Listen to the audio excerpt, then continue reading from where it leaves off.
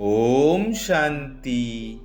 28/2/2024 প্রাতঃমুরলি বাপ-দাদা মধুবন। বাবা আজকে বললেন, মিষ্টি বাচ্চারা, ভারতবাসীদেরকে প্রমাণ করে বোঝাও যে শিব জয়ন্তীই হল প্রকৃত গীতা জয়ন্তী। গীতার দ্বারাই পরবর্তীকালে কৃষ্ণ জয়ন্তী হয়। আজকের প্রশ্ন, যে কোনো ধর্ম কোন মুখ্য বিষয়ের ভিত্তিতে স্থাপিত হয়? কোন কার্য অন্যান্য ধর্ম স্থাপকেরা করে না কিন্তু বাবা করেন?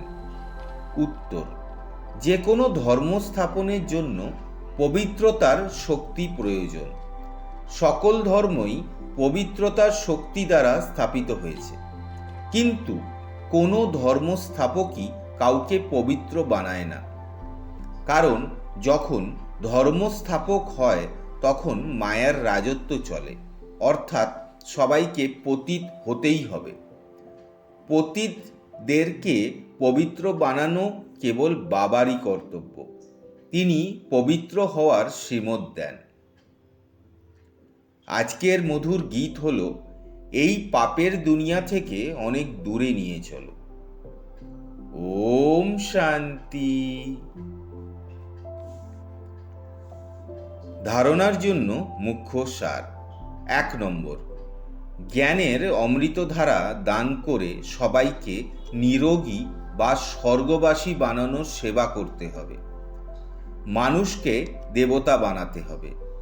বাবার মতো মাস্টার দয়ার সাগর হতে হবে। 2 নম্বর, জ্ঞানের পরাকাষ্ঠার দ্বারা বুদ্ধিমান হয়ে শিব জয়ন্তীতে এটা প্রমাণ করতে হবে যে শিব জয়ন্তী হল প্রকৃত গীতা জয়ন্তী এবং গীতা জ্ঞানের দ্বারাই শ্রীকৃষ্ণের জন্ম হয়। আজকের মধুর বরদান হল, দিনচর্যার প্রত্যেক কর্মে যথার্থ আর যুক্তিযুক্ত হয়ে চলা পূজ্য পবিত্র আত্মা ভব। পূজ্য পবিত্র আত্মার লক্ষণ হল তার প্রত্যেক সংকল্প, বাণী, কর্ম আর স্বপ্ন যথার্থ আর যুক্তিযুক্ত হবে। প্রত্যেক সংকল্পের অর্থ থাকবে। এমন নয় যে উল্টো পাল্টা বলে দিলে, মুখ থেকে বেরিয়ে গেল, করে ফেললে হয়ে গেল। পবিত্র আত্মা সর্বদা দিনচর্যার প্রতিটি কর্মে যথার্থ যুক্তিযুক্ত থাকে। সেই জন্য তাদের প্রত্যেক কর্মের পূজা হয়, অর্থাৎ সম্পূর্ণ দিনচর্যার পূজা হয়।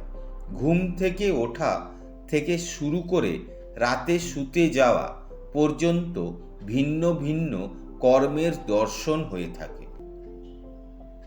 স্লোগান, সূর্যবংশী হওয়ার জন্য সদা বিজয়ী আর একরস স্থিতি বানাও। শুক্রিয়া বাবা। ওম শান্তি।